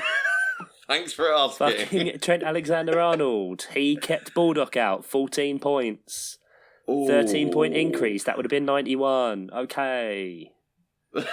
Yeah, just for that, actually, yeah. My bench has been 20-ish points 2 weeks in a row, so I feel that pain. So Oscar's doing something. Ian's only doing one transfer, and I've forgotten what it was because it was so long ago. And I'm going to do, I guess, Trent Alexander-Arnold and Traore for Martin Kelly and Richarlison. What was Ian's? Tamori out. Tamori to dunk. Oh, fuck. Yeah, I blocked it out. Damn it, that's what I remembered. Already. Oh. Right, let's do some listener stuff. While we're talking listeners, let's also plug the Patreon. Patreon.com/milesoffsidepod is where you can give us some money to keep this thing going. Yeah. And you get some extra stuff as well. You get an RSS feed with extra podcasts in it. And why wouldn't you want that? Why wouldn't you want to hear more of this? Yeah. 1 day early release of the main podcast. Yeah, I release the main podcast as soon as it's ready, and everyone else gets it on the Wednesday morning. So there you go. Why wouldn't you want to do that? Oh, and the Slack. I forgot about the Slack, Chuck. The Fantrax Draft League, if you want a spot for next year. Yes. Yeah, you run a fantasy draft league for all the Patreons. So yeah, why wouldn't you do that? I mean, you're an idiot if you don't do it, honestly. Quite frankly. You're not idiots, you're lovely people. Yeah, they're lovely. The people who do it are lovely people. Everyone else sort it out. Oh, okay, that's the direction you're going in. I'm pretty sure the people doing it are the idiots, because... Oh, you're the enemy of success. You're the enemy of success. Anyway, Adam P. Adam P. asks, he's got an obligatory football question. We don't like football questions, but thanks anyway, Adam. Which club has the hardest environment to manage in the Premier League? West Ham, with their inflated expectations, Everton, in the shadow of Liverpool, United, harking back to past glories, or Arsenal, who are, well, Arsenal. I mean, no one gives a shit. Everton, do they give a shit? They're in the shadow of Liverpool. Are they relevant? West Ham. Do their fans have too high expectations, West Ham? Doesn't every set of fans have too high expectations? Isn't that the nature of fanhood? I don't know. I ask you that question, Mr. Ian Stimson. Is it not to be a fan, but to dream, to hope, and to suffer? Exactly. You've got to be able to dream you can get there. But I don't know whether West Ham fans do, really. I think they feel like the downtrodden masses, they feel like to me. Because the last 2 seasons, I've seen that before, specifically at the start of the season, because they have had 2 really good transfer windows. In the summers, they've bought some really, really good players, and it just hasn't quite worked out. But they're all being so downer about it, and you're like, there's something to be positive about there. They just got all these people in. They had more coming back from injuries. You had Pellegrini in. On paper, it's all good, and they started off the year very well. But So, yeah, I don't think they're that bad. I do have a slight issue with them talking about the West Ham way. Like, I swear I didn't hear about that until... I thought that was like a road to the stadium or something. Yeah, exactly. Yeah, the road to the stadium. But other than that, like, they've been relegated in recent memory. I don't think they have a particularly... And they are currently 25% to go down, which is the second worst of people outside the relegation zone currently. They are even with Aston Villa. Oh, okay. I mean, I feel like I can live with West Ham fans. They're not insufferable. I don't think they have a particularly inflated expectation. I don't know. Maybe they did at the start of the season, because I must admit I thought they were going to do much better than they have been. But I don't feel like it's a particularly hard environment to manage. So if it's not West Ham, then who are you saying? What's your pick here? Well, he said Arsenal, so I've got to say Arsenal. But yeah, I mean, he's deliberately put that in because you know what he's like. He's a punching bag and he enjoys it. I mean, Arsenal fan TV at least is just the most toxic, horrendous thing around. Long may it rain. I don't think the answer is of the ones that he said, for the record. Oh, because you would pick a different one. Well, he's just wrong. Typical Adam.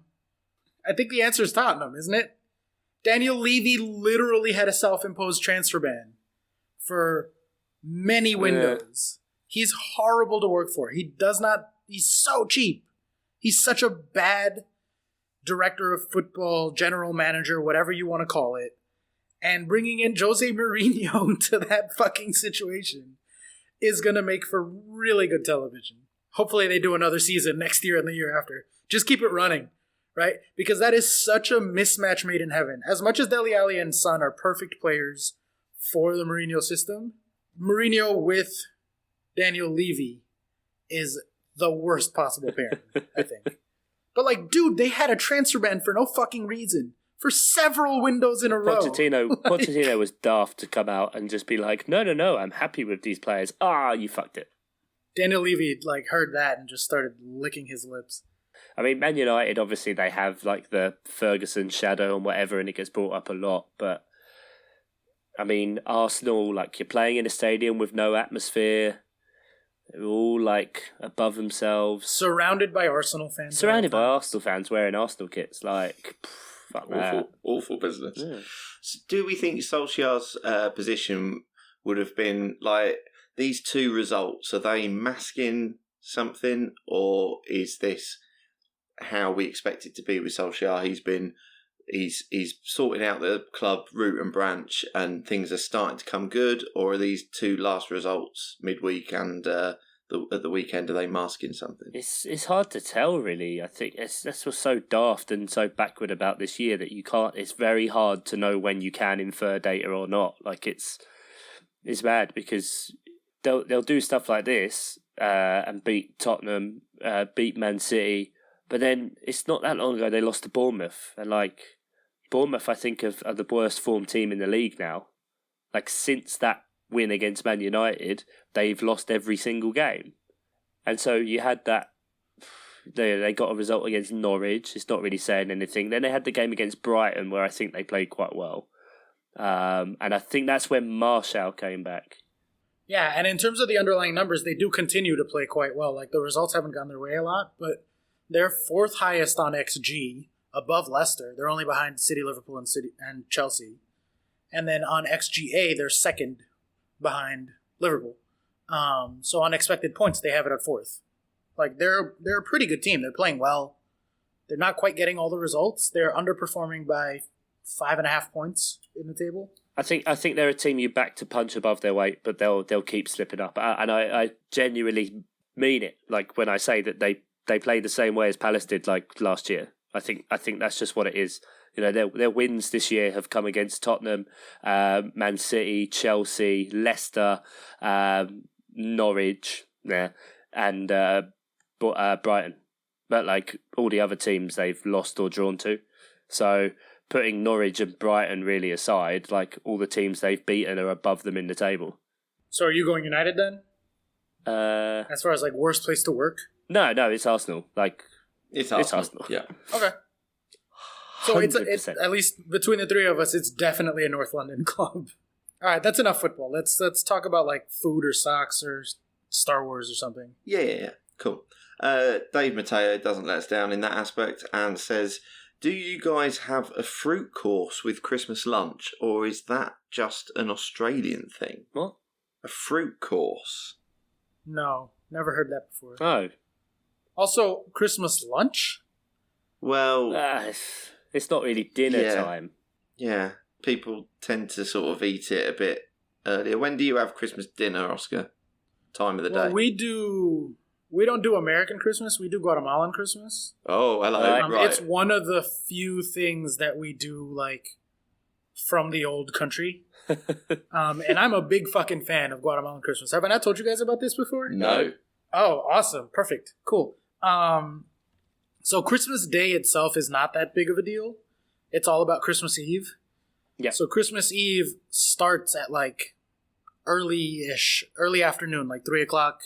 The festivities begin. So we all show up at someone's house. It rotates year to year. It's been my uncle or my brother more recently because they have the biggest houses, but whatever. And we just like hang out and eat and drink and watch Christmas movies and listen to Christmas songs and sit around the fireplace and whatever other sort of good stuff, culminating in a massive fucking dinner around like 8 or 9 o'clock. Thanksgiving-sized dinner, but usually with a ham instead of a turkey, but like every kind of side, every kind of appetizer. Gotcha. You know, wings, meat plates, yes. all that sort of good stuff. Wings. Love a good now meat plate. You're talking. Yep. And then that party keeps on rolling until midnight. At midnight, it's Christmas Day. Now it's officially Christmas Day, correct? Time. Nailed it. Do a quick like midnight prayer thing, which I'm not into, but like, you know, it matters, I guess, to people. So, you know, do that. Sing happy birthday to baby Jesus. Baby Jesus. I like to imagine my baby Jesus wearing a tuxedo T-shirt. There you go. Very fancy. And then from about 12:05 to 1 a.m. is just pure chaos. There's no like taking turns. There's no like politely passing a gift around. It's just everyone dives under the tree and then opens all the presents at the same time. So everybody hugs everybody. Like, you have to make sure you hug everyone in the room. Okay. And then everyone dives for the tree and just gets all the presents, and it's just a madhouse, inevitably turning into like a paperball fight, like a snowball fight, but inside. And then from 1 a.m., it's one of the few nights a year that none of the children in the family, no matter how young you are, have a bedtime. You're allowed to stay up as late as you want to try to stay up, which usually ends up around like 3, 4 a.m. You fall asleep hugging your newest toy on the floor somewhere near the Christmas tree. Right. And the adults just kind of sit around and have coffee and talk until everyone gets sleepy. Naturally have coffee at 4 a.m., yeah. Well, it's a Christmas midnight thing. There's a hell of a lot of cultures where it is Christmas Eve. Like the presents get given, yeah. Yeah, it's a lot to do with a lot of Catholic or like traditional Christian countries. So that's why I know Polish and Italian culture does it as well. Italians do the fish at midnight, I think. Scandinavia, you won't eat meat on Christmas Eve. A lot of the time it'll be fish for like some of the countries.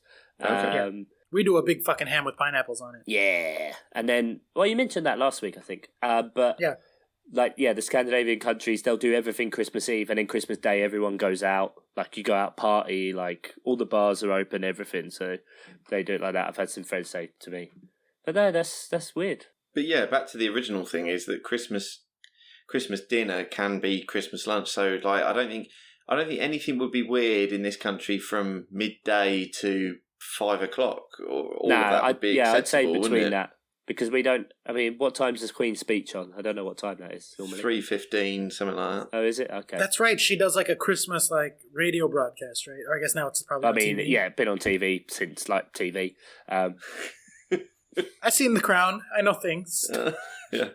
A few years ago, when Sky were pushing 3D TV, it was done in 3D. If you believe. Was it really? Yeah, that's so it funny. Really was, yeah. Did she like poke her like wizard staff out towards the screen? Did you watch it in 3D? You've actually got a 3D. I did watch it in 3D. Yeah.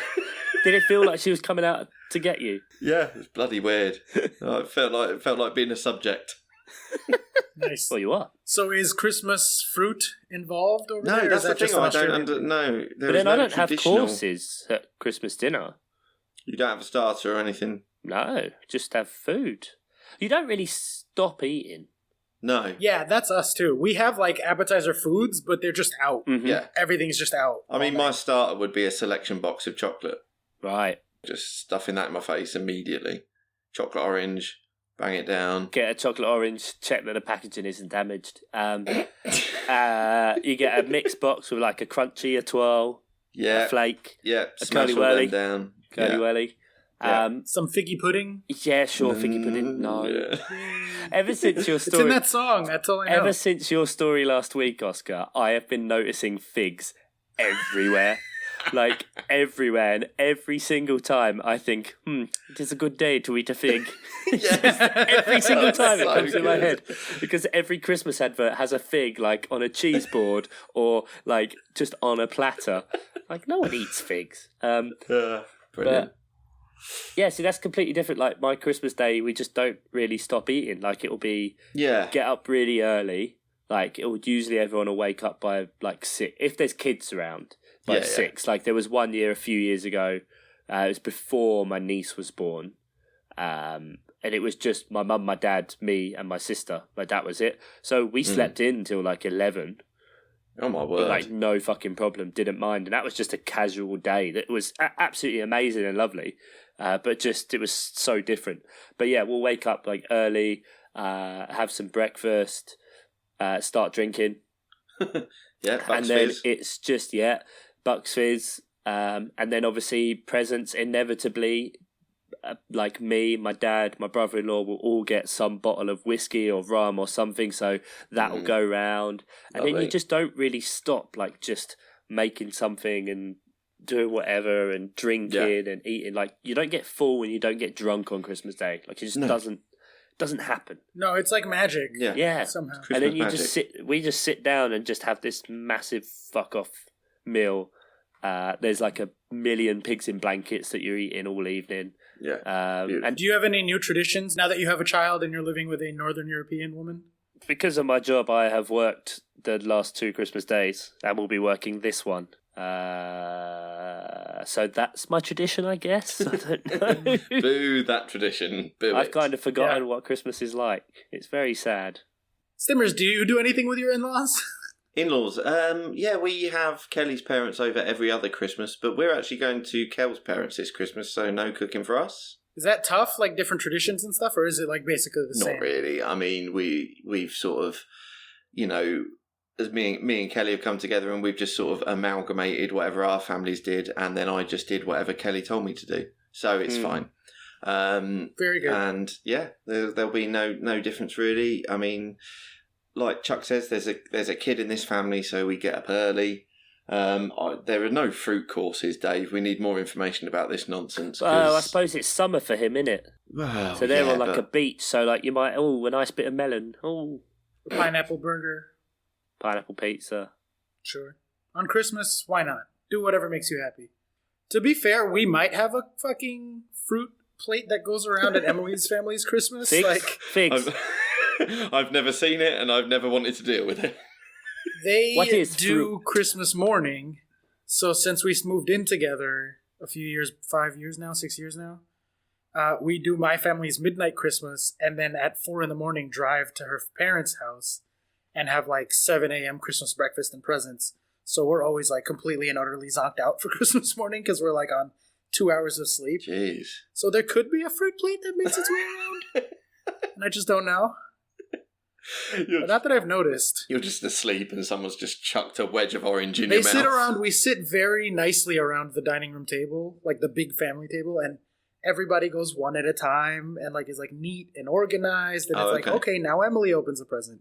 And we all watch, and it's like, yay, beautiful present. So we used to always have that with presents, but I think it's just been long enough and there's been enough cycle of children now that the Yeah. pace picks up a lot. Uh-huh. Like it used like present opening used to take hours. Yeah, it's like for 6 of us, it takes forever. Whereas Yeah. I think the first time Emily came to my family's Christmas, she was terrified because it's just people throwing presents, and it looks like the Tasmanian devil, and then all of a sudden you're getting pelted with like Christmas wrapping paper balls. And she's like, "What's happening here?" Heavens to Betsy. And she does talk like that. Yeah, she does. But it's a Hufflepuff thing, you know. Oh, you had to do it. Call back. You had to bring it back. She is a Ravenclaw. I need to say for the record that she is a Ravenclaw. I'll cut that out. Adam P asks, keeping it festive, mince pies, warm or cold? Is that the one with meat in it? No. What's a mince pie? No, that's trifle. For any Friends fans out I there. thought that was Toad in the Hole. Toad in the Hole is not a dessert. Toad in the Hole is a big Yorkshire pudding with sausages in it.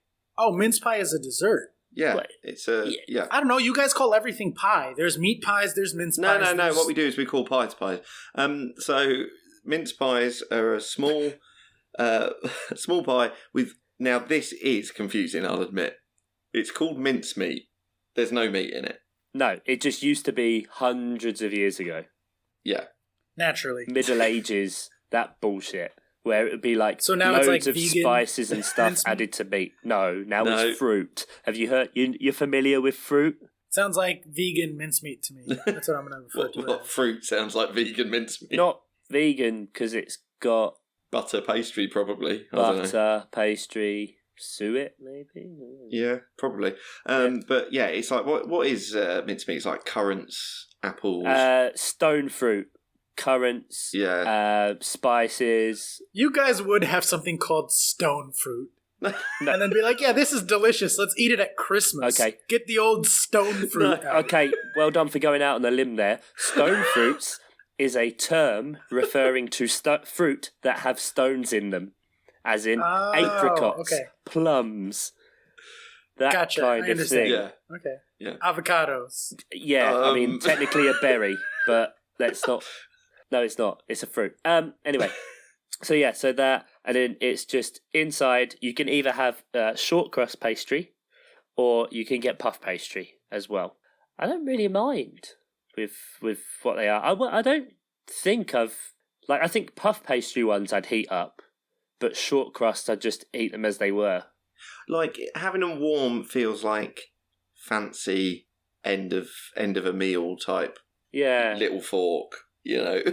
Whereas Yeah, it's cold, not the kind of thing. It's not the kind of thing that I would assume is a pudding. Like that's what, like you said earlier, Oscar, that it would be like that. Like it's just like a snack, like just a shove it thing. in my face. Yeah, you'd have one. Maybe like you'd have the dinner, and you'd have like whatever dessert or cake or what have you, Yeah. and then maybe like later on, if you're having a coffee, like just with it, you might have like a little mince pie or something. Yeah.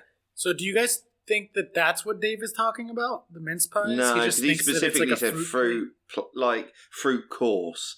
Like you couldn't consider calling mince pie one of your 5 a day is really pushing it. Like it's really pushing it. You're not getting any nutrition from a mince Tenuous. pie.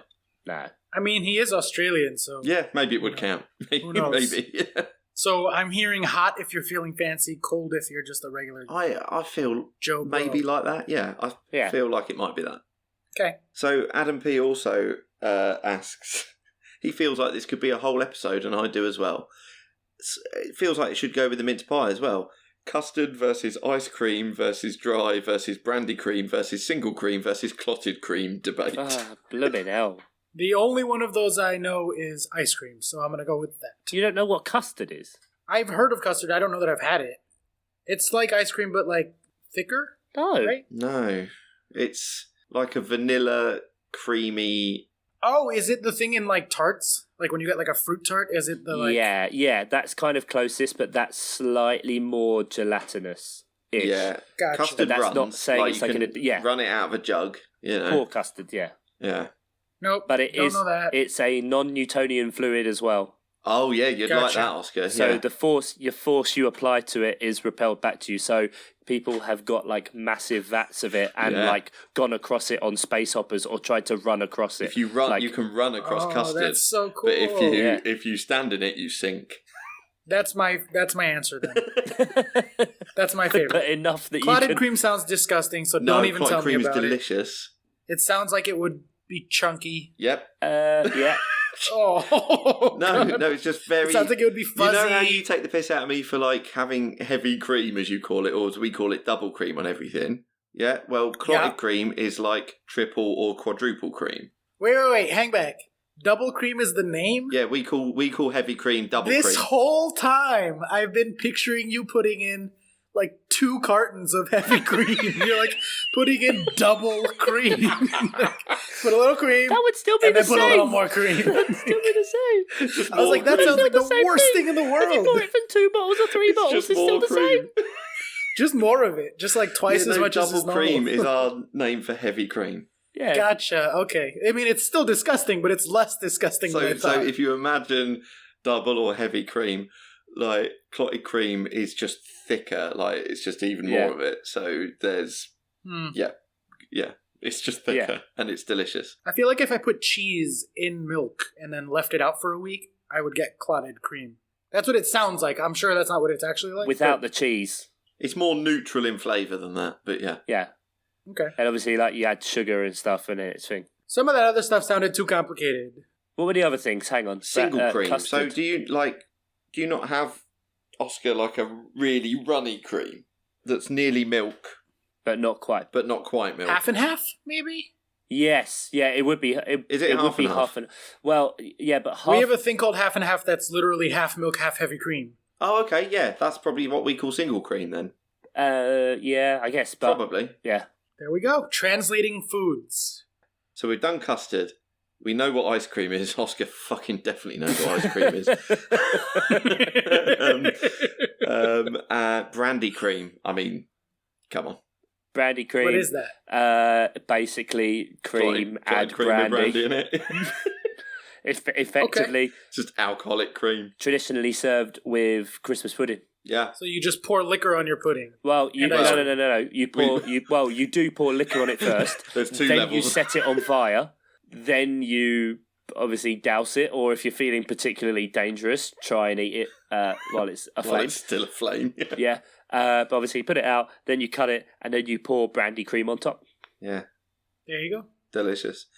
So what do we like? I mean, I think this was specifically still with mince pies, but I guess we could just I don't say, have an accompaniment with it, but custard I bloody love.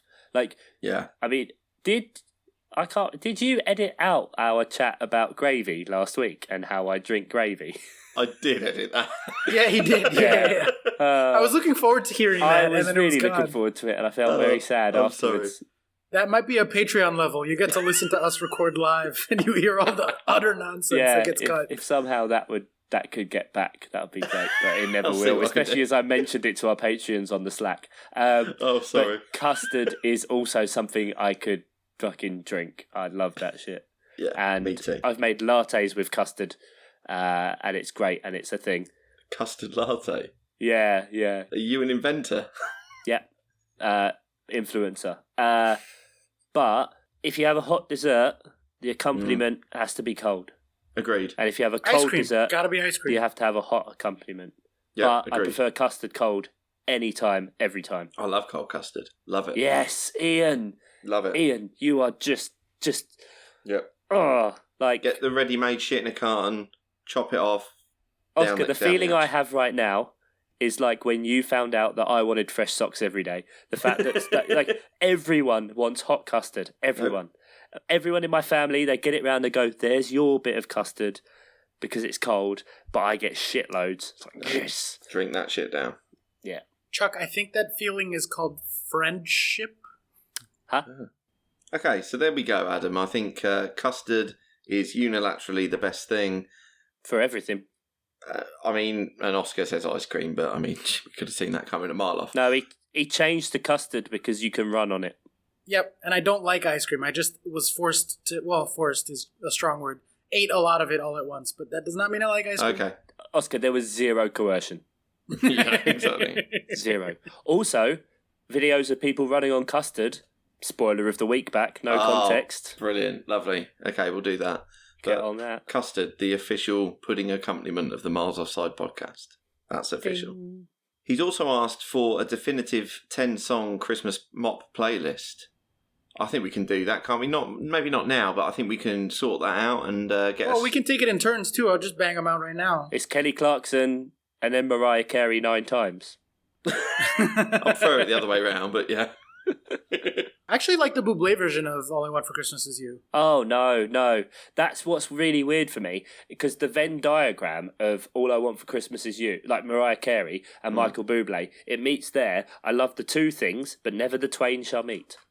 I don't like it. Don't like it. And I love that fucking Michael Bublé Christmas album. Fantastic. Yeah, it's my second favorite Christmas album. Talked about it last year, talk about it again. Ella Wishes You a Swingin' Christmas from 1960. Ella Fitzgerald. Wonderful Christmas album. Probably the best one in the history of Christmas music, in my opinion. But yeah, we should definitely put together a little playlist. I'm definitely going to say Please Come Home for Christmas by the Eagles needs to be on there. Don't think I know that. Kelly Clarkson covers it on her album, so you'll recognize the melody at least. Oh, there you go, Ian. I'm in. Wham. Gotta have Wham. Wham! Last Christmas. Last Christmas. Gotta have it. Yeah, Pogues. Not the terrible Paul McCartney Christmas song. No, which is so badly recorded as well. Hate it. We all hate it. I remember that from last year. Okay. Yeah. Yep, that's the one. Yeah. It's like the shit score to a B-movie horror film. So the video looks like a B-movie horror film. It's fucking awful. No, it looks like an Argos advert from 1980. Same thing. Yeah. One for Oscar there. What other Christmas songs? I know Oscar's Googling. Stevie Wonder? I'm not Googling. I'm just running through my brain. My brain Google. Thinking. Mm-hmm, that's what that's generally called, yeah. My brain Google. Running through my brain Google. The Stevie Wonder one, That's What Christmas Means to Me. Beautiful song. Yeah, that's a really, good song. really peppy. Oh, the harmonica on that. Wow. Yeah. Harmonica in a Christmas song. Underused. Underrated. Underused. Yeah. But yeah, it's just the fact that I don't think it has sleigh bells in it, which I'm happy about. Sometimes there's too much sleigh bell. You know, you don't just put... I heard a really depressing Christmas song the other day, and it's like a new one this year. It's by some singer. She's got one name. Forget about it. But it's literally about being alone on Christmas and being depressed. And there's a lot of those songs. But there's no resolution, and there's just some sleigh bells in the background, and it's great. What's that really sad one that you guys like? Christmas in New York or whatever? Fairy Tale of New York. I'm over it. Yeah, that one. No, but that's not. I don't know. Is that sad or just? I don't actually know it. Okay, I don't think it's particularly sad. There is one that keeps cropping up. Mud. Mud. Exactly. Lonely this Christmas. I knew you'd know. That is depressing. I listen to that and I'm like, who puts this on? If you're feeling very sad, I might also recommend the Bright Eyes Christmas album, which is as depressing as it sounds. Conor Oberst just like warbling his way through some Christmas songs, barely whispering, clearly very depressed. Yeah, I can't say that I'm rushing to put that one on. No, I own it, but just because I like Bright Eyes and I like Christmas music, I don't listen to it. Bing Crosby, White Christmas. Yeah, Bing Crosby and David Bowie, Little Drummer Boy, Stroke, Peace on Earth. That's hilarious. A little bit of a sleeper pick for you. The Seth MacFarlane, a.k.a. creator of Family Guy, Christmas album is fantastic. Yeah, I was going to say, I will listen to that motherfucker sing it sounds anything. like Brian is singing a Christmas album to you because he has the same voice as Brian. Yeah. And Brian sings on the show a lot. But there are two good songs that kind of stand out from that one. You have, what's it called? Marshmallow World, and then also Christmas Dreaming. I have like 700 Christmas songs that I've paid for on my iPhone. I know so much about Christmas music, you guys. Okay, Oscar will curate your list, Adam P. He'll do it. He's probably got a spreadsheet. Yeah. Exactly. Detailing the best song. I know what I'm doing with the rest of my night. Here we go. Tone, chord progression, lyrics, festivity. Yeah. Originality, because covers lose a little bit of points. Of course. However, depends how, if they put their own spin on it. Yeah. Sure. Warm, fuzzy feeling. Yeah.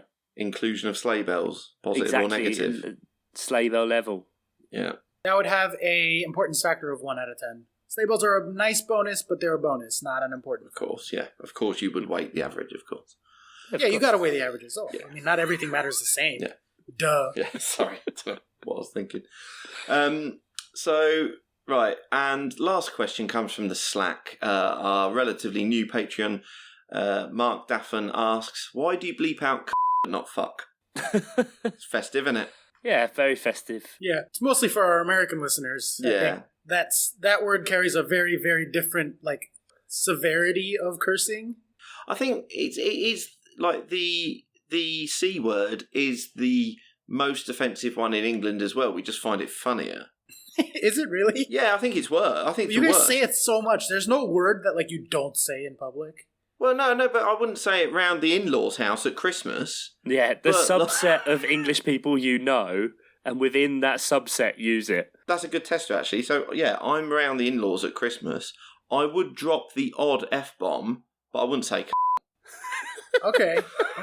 My mum said it one year, and I was like, Mum, you said Yeah. and she went, oh, well, fuck it, I'm old.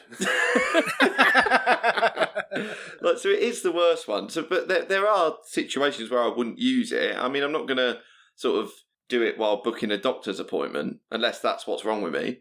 But There's something wrong with your... yeah, exactly. And there would be something seriously wrong with me. But, like, yeah. So what I'm saying is it's not used in polite conversation, but... There's got to be an equivalent, though, where, like, even around people that you're friendly with, there's a word that you just wouldn't say. No, I don't think there is. Other than, like, obviously, like, Obviously racial or discriminatory or that discriminatory kind of things. Yeah. Yeah, let's assume I wouldn't use racial slurs. No, fuck, shit, piss, crap. I mean, you are from the north, Bollocks. so... Yeah, but I don't fuck think stick, there's any... dipshit, twat bag, piss flap, jizz cock, Piss kidney. piss kidney, yeah, No. piss and shit, It's interesting. I wonder if other cultures have that, too. jam rag. Oh, dear. It sounds horrible. Oh, dear. Let us know, listeners. Just tweet in yes or no. No context. We don't need to know. But just yes or no. Are there words in your culture or country that are off limits, even around people you're friends with? Yeah, but that's the answer. Yes. We when we started, we had way more listeners in America, and we were just being sensitive to that potential audience. And bleeps are funny. Bleeps do make it funny. Are we not still like the most listeners are from the US anymore? No, it's now about 3-1 UK. What? Yeah. Step it up, Virginia. Come on. Yeah, Virginia and California still bringing it, but yeah. There's like one listener in Rhode Island. Yeah, don't know who it is. But yeah, so it's a bit more UK based now, so maybe I should stop the bleeping, but I do find it funny. And I've realised... I think it's funnier. It is funnier. It took me about 10 episodes to realise as well, but it is funnier if I let the C go and then bleep the unt. Like that just gives it just enough viciousness. Do you know what I mean? Yeah. I'll try to now, and you can listen to what I think.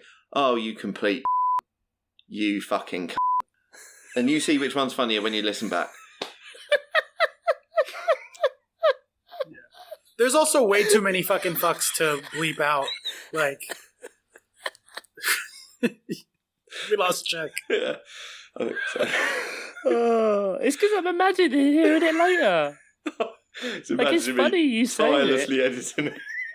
It's just going to be funny when you forget. So it's going to be, hey guys, vote which one's better, bleep or bleep.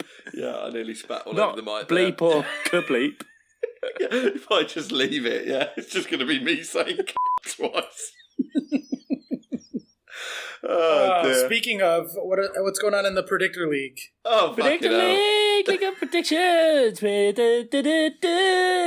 I might do a jingle, maybe not. Ooh, I feel like a woman. Well done. Well done. We done the Predictor League. So before the season started, we opened it up and 18 people sent us their predictions for where they thought the 20... Hold it together, Ian. Come on now. We're nearly there. Let's go, girls. We asked 18 people and they predicted the placements of 20 teams. Oh, good for them. Fuck you. In the Premier League, where they would finish. So we tabulated all of that and worked out the differences. So the lower the score you get, the better. So in last place, Adam P. Well done, Adam P. 92 points. Congratulations for getting off that 100 pedestal. Johnny Worthington, 90 points. Reigning champion, Johnny OG, 88 points. Woo. Third relegation. Those numbers are as bad as mine were last year. Those are Oscar bad numbers. Yeah, this is Oscar. In 15th, FPL Nicola, 86. Then Dan Parkinson, Momo FPL on 84. Jack Saunders, Pad Full, and Ian Stimpson, 82. Ian is the new Oscar. Yeah. Then we've got me and Lynn, 80 points on joint 8th. Dave Mateo sits solo on 76 in 7th place. Damn, that's a lot of alliteration. 3rd place, we've got 4 people. Sam Danby, Carmen, Emily, and Finley. Oof, still in the mix. Which means top 2, Oscar Puente. Yeah. You are 2nd on 70 points with international man of mystery Joe Bloom down on 64 points to top of table. Ooh, this is painful. Wow. Yeah, so it's completely flipped. Last year Ian was top, Oscar was bottom. Dear. Now it's the other way around. It's just a nice little chuck sandwich. I'm there in the middle. Thank you very much. It's, when the league is this fucking crazy and nothing makes sense. Yeah. I shine, baby. Chaos reigns. Chaos does reign. And Ian much prefers to be a bottom than a top, so... Oh, you've read that as well. Power bottom. He generates a lot of the force. Not sure how happy I am Not with at that. his age. He might pop a hip out. Hey-o! Fixtures next week. Saturday 14th of December, we got a little bit of a break. No midweek, no Amazon Prime, guys. Very sad. Oscar, you just get to watch all the games anyway. It's true. Lord it up over us again. So we have Liverpool-Watford as the early kickoff on Saturday. Oh man, Watford are winning. You reckon? Yeah, early fixture in it. Mental. Burnley versus Newcastle, Chelsea versus Bournemouth. My God, Oscar, if your team lose that, Frank Lampard should be sacked. Leicester versus Norwich, decking. Sheffield United versus Villa, Southampton versus West Ham, shitting. We've got Man United, Everton, Wolves, Spurs, Arsenal, Man City, decking. And Monday Night Football. Monday Night Football, the bloody big one. So help me fucking God if Palace don't beat Brighton. I might just quit. If we get Lewis Dunk in, Scores a free kick. It's going to happen. Fucking hell. Lewis Dunk, free kick. Bang. 1-0. Yep. But as with every week, there's a lot of... now that the league is so truncated and everyone could beat everyone, there's a lot of matchups that actually have some narrative in there. And there's a lot to play for because they're teams that are similarly vying just not to be the shittest. God, that's what it's come to. Yeah. Anything that stands out to you apart from the obvious kind of dickings of what should be Man City and Chelsea? Yeah, for me at least, I think that Wolves Tottenham could be really interesting because they're both right around that top 4 conversation. Wolves are only 2 points behind Tottenham? No, 1 point ahead of Tottenham, and tied with United on points for the closest to Chelsea right now. So that could potentially have a very, very strong impact on anybody's probability of even remotely being able to catch Chelsea, because that's really what it's kind of down to at this point. So I will be watching that with very, very intense eyes. Is that how you watch something? I don't know. Yeah. Close. With your eyes? With my eyes intensely. My eyes are so intense when I'm watching football. Just Squinting slightly. Yeah. Mm-hmm. Aggressive eye contact, Yes. as I would say. Yeah, Wolves haven't lost since game week 5, interestingly. Oof. Massive unbeaten run there. So, and they've played more games than any team in the league this season. With all their Europa League games, everything. I think they're on 30 games nearly. Either 30 or 29 games this season they've played. Jeez, they've done so well to be where they are after all that. Mental, isn't it? Ian, what are you looking for, mate? What, you want a game at me, do you? Game it out. Game it up. Arsenal Man City just looks like a game where I have no idea what the fuck's going to happen. Wouldn't it be the most Arsenal to that be their one good match? Yeah, that's what I mean. Will Man City continue their sort of dismal run? Are they going to do what Man City sometimes do and just react like mental cases and just smash them? I mean, I've got no idea what's going to happen there. Oh, not a clue. Yeah, imagine if that's another 8-0. Yeah. I've said it on a few fixtures this year, but you could tell me any scoreline, and I'm not sure I'd be surprised. Actually, no. I'd be surprised if Arsenal score more than Arsenal one won. goal. Yeah. See, that's the thing, is that Arsenal's attack is good. So if anything, I could, 5 goals is as likely as 0 goals for them. Well, maybe, but... It's much more about the defense than anything. Yeah, true. But yeah, I mean, it's going to be on telly as well, so that'd be good. Thanks, Sky, for letting us watch that one. Yeah, and I mean, we talk about Wolves not losing a game since game week 5. Arsenal haven't won a game since game week 8. So yeah, there was a stat that went around that since the first Star Wars came out, because the last Star Wars is coming out in 2 weeks, this is Arsenal's longest winless run since before Star Wars existed. Wow. Wow. Imagine, what a different world. So there you go. And I think I'm actually going to go, I mean, obviously, there's Monday night, and yeah, I'm going to be literally inconsolable if we lose that.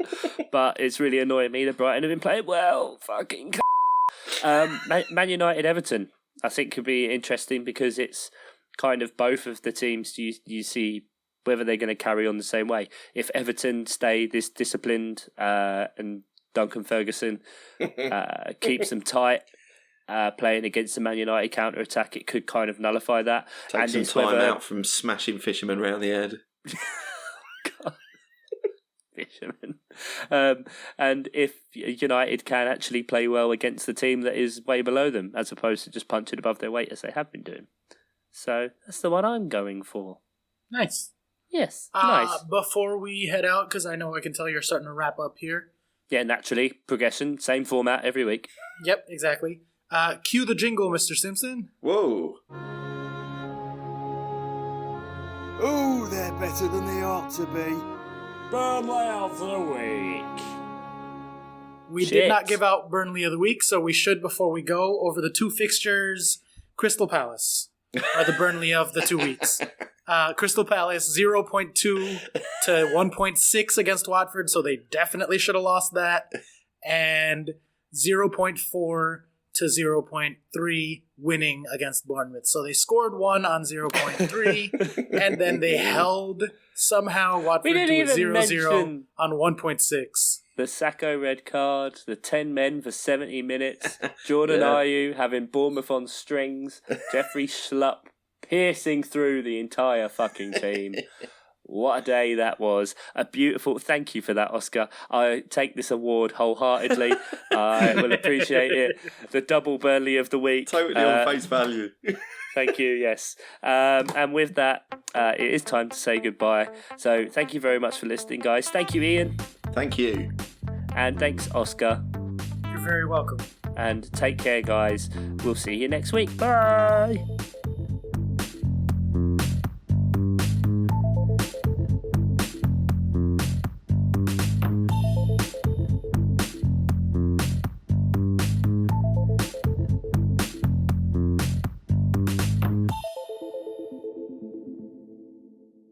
Where do you live, city-wise?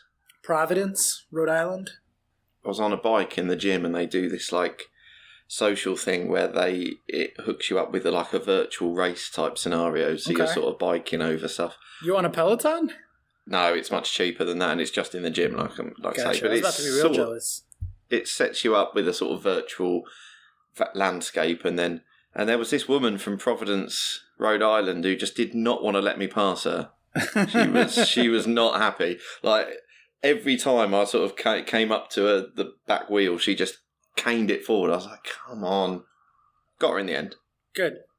Great. How big is it? How big is Providence? I mean, do you know Alice Hughes? What a bitch. Who are these people from? How would you know they're from Providence? Because it comes up with their name, a little avatar picture, and where they're from and stuff. Where were you biking that there was a lady from Providence there? No, it's all people from around the world who are logged in to this thing. Oh, she was you're competing against actual human beings. Yeah, but... I would have a heart attack on that bike. That sounds very dangerous. It's really good because if I'm just on my own doing nothing, it's so easy to lax off, but this does create a competitive element. So I'm only joking in that she was doing exactly what I do. When someone's about to catch you, you're sort of like, no, fuck off, you know? Yeah. Does it like vibrate your seat? How do you know someone's about to catch you? Because it's all on a screen. Oh, it's on the screen. Can it vibrate your seat? Is there like an attachment that you can put on the seat to Oscar, make it vibrate? you seem to be focusing a lot on this vibrating thing. I can probably take a vibrator in with me. But, that's how you know it's going to happen. Just a dick gets shoved in your ass. No, you have a sort of marker thing that says someone's so many yards behind you. Like gotcha. Sort of, and she just kept passing every time. Every time I kept coming up to her, like she would just cane off, and I get it because it's exactly what I do. Eventually, I passed her, but it was. Is there always someone in front of you? Yeah. It just pitches it, so when you log in, it just dumps you anywhere. So you're sort of it's not an actual race. So it's literally a game or a race you could never win because there's always someone else. 100%. I could never sit down on that. I would 100% have a heart attack. I would just sit there and be like, nope, there's still someone ahead of me. I gotta catch him. I'm not losing. Definitely can't lose. True, I can understand that, yeah. Oh, God. That would be a disaster. Yeah. What's the name of it? Well, it's just the machines are called Life Fitness, and it's called Ride Social. Ride Social. I think there's a iPhone app for it. I don't know how that would work, whether you link that up to your machine or what. You just sit on your phone and you get... I like that idea, yeah. Yeah, you just get pedal attachments to your phone. Yeah, just shouting to your phone, I'm going really fucking fast. You take it in a car, and you're like, I'm biking 55 miles an hour, bitch. Fuck you, Alice Hughes from Providence. Yeah, you run her over. That fucking... She shouldn't have kept speeding up. She's dead now. She's dead now.